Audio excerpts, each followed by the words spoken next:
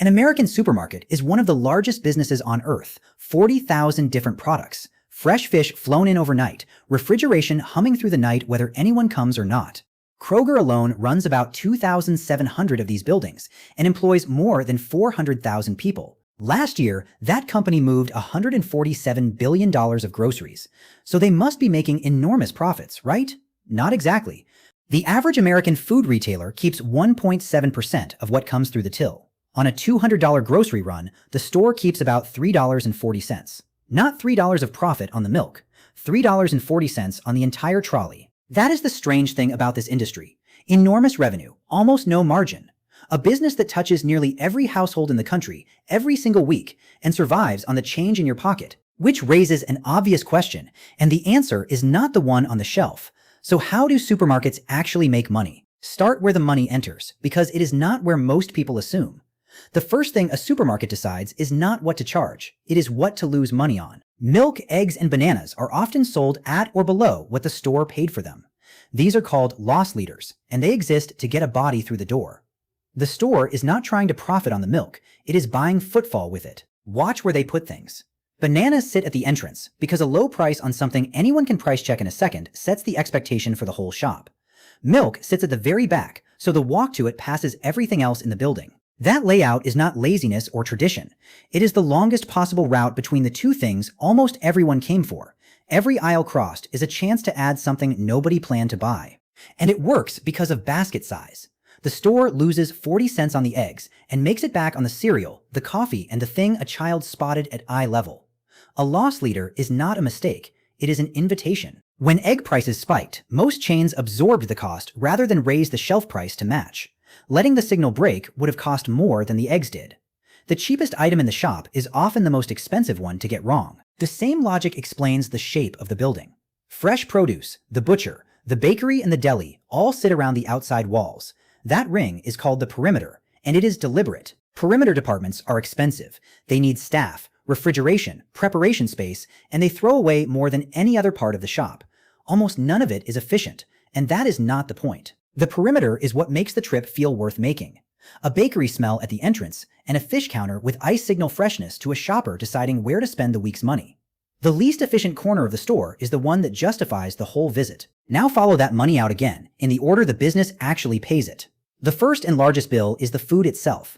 A supermarket buys almost everything it sells, and it buys it before it knows whether it will sell. Then labor. 400,000 people at Kroger alone. Shelf stackers, checkout staff, butchers, bakers, night crews restocking while the building is dark.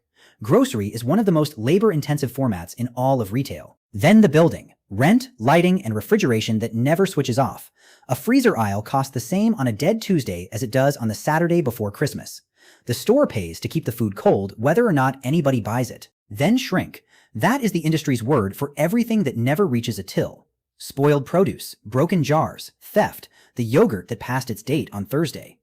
Every perishable item is a small bet against the clock. But there is one line that runs the other way, and it is the reason this business survives at all. A supermarket sells its stock long before it pays for it. A crate of bananas arrives on Monday and sells by Wednesday. The supplier's invoice might not be due for 30 or 60 days. For that gap, the chain is holding cash it has earned, but not yet owed to anyone. Multiply that across every product in every store, and the number is enormous. A grocery chain runs on money that technically belongs to its suppliers. The thinnest margin in retail sits on top of one of the largest cash floats in it. There is one more cost, and it is the competition itself. Chains publish weekly leaflets and match each other within days, sometimes hours. That price war is real, and it lands on the grocer rather than the shopper's bill. Every cut a rival makes is a cost the store absorbs to keep the trolley coming through the door. Add it up and the 1.7% stops looking like poor management and starts looking like physics. Which means if the shelf were really the business, almost nobody would be in it. Here's the part that changes how the whole building looks. A modern supermarket has a second business running inside it, and that one is not thin at all. Before a product ever reaches a shelf, its maker usually has to pay to be there. The payment is called a slotting fee. Industry guidance puts it in the hundreds of dollars per store and well into the tens of thousands to get listed across a chain. Think about what that means. The supermarket is paid before a single jar is sold, and it keeps that money whether the jar sells or not. Shelf space is the only inventory that gets bought twice. Then come the allowances. Suppliers pay for promotions, for end-of-aisle displays, for the position at eye level rather than down by the floor. Industry estimates put the total at around 17% of a manufacturer's gross revenue. So the shelf is not a shelf, it is advertising space that happens to hold food. And unlike a billboard, it collects rent in two directions at once. Then there is the store's own label. Private label products carry roughly double the gross margin of the branded ones beside them, 40 to 50% against 25 to 35. And they sit on the shelf priced 20 to 30% lower. Read that again. The cheaper product is the more profitable one. The shopper reaching past the brand to save money is walking straight into the higher margin, and both sides are pleased. It is working. Private label hit a record share of American grocery sales in the first half of last year, growing more than 4 times as fast as national brands. Store brands are no longer the compromise, they are the strategy. And then, in the last few years, the largest piece arrived. Supermarkets realized they knew something almost nobody else did. They knew exactly what millions of households buy, how often, and what they buy it alongside. That knowledge has a source, and most shoppers hand it over willingly. The loyalty card was sold as a discount scheme, and it is one. It is also the most complete record of household behavior any company outside of a bank has ever assembled. Every scan links a basket to a person, a postcode, a payday, and a pattern. Not what people say they buy, what they actually bought every week for years. The discount is real, and the data is worth more than the discount costs. That data became an advertising network. Brands now pay the supermarket to reach the supermarket's own shoppers, on its app, on its website, on the screens in its aisles. The chain stopped selling only groceries and started selling attention. Here is the number that reframes everything. Kroger's alternative profit businesses, which is mostly advertising and data, produced $1.35 billion of operating profit last year. The company's total operating profit was $3.8 billion. That is roughly 36% of all the money the business made from not selling food. Media revenue grew 17% in a single year. The fastest growing part of a grocery chain is the part with no groceries in it, which turns the whole thing inside out. You walk in believing you are the customer. In the part of the business that actually earns, the supplier is the customer, and the shelf, the aisle, and the app are what they are buying. The groceries still matter enormously. They are what brings the crowd. But the crowd is the product now, and the food is what it cost to assemble it. If that sounds like a theory, watch what happened when two of America's largest chains tried to merge. In 2022, Kroger moved to buy Albertsons for about $25 billion. The public argument was scale. Together, they could buy food cheaper, the reasoning went, and compete with Walmart and Amazon on price. Consumers would benefit.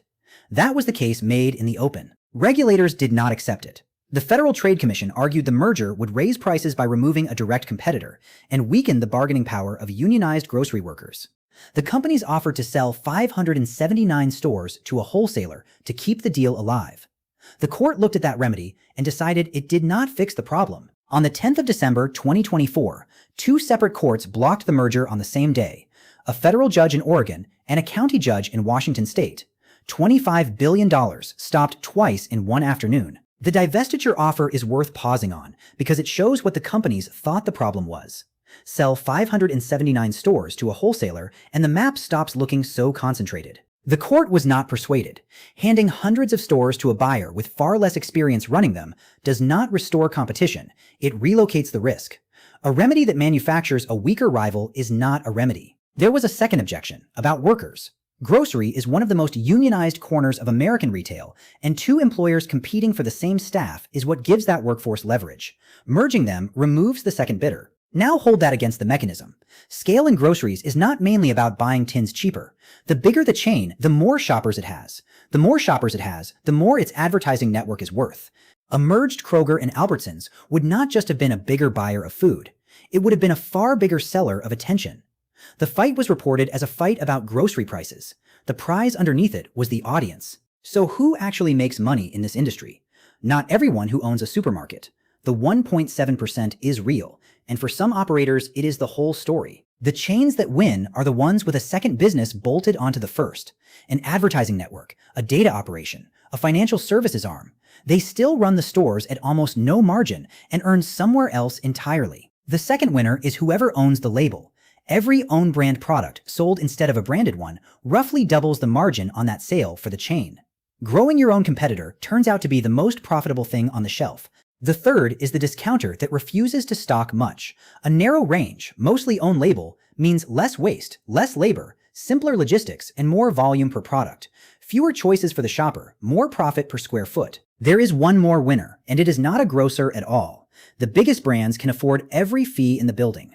Slotting, promotion, end of aisle, the eye-level shelf, the app placement. A small producer with a genuinely better product often cannot.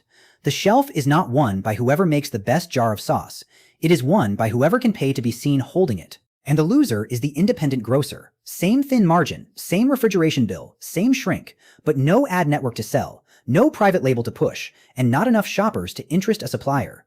Thin margins are survivable at scale and fatal without it. Here is the shape of the whole thing in one frame. A business with enormous revenue and almost no margin on what it appears to sell. A shelf that is rented twice, once to hold a product and once to promote it. A cheaper own brand that earns more than the expensive one beside it.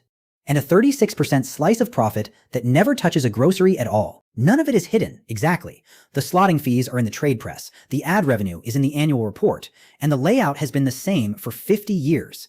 It is simply arranged so that the part you see is the part that barely earns. So the next time you walk in for milk and come out with 9 other things, nothing has gone wrong. You did not lose your discipline somewhere near the cereal. You walked the route the building was designed around, and the trip was profitable long before you reached the till. Now that you know where the money is, one question. Do you think supermarkets are ripping people off or running a brutally hard business well?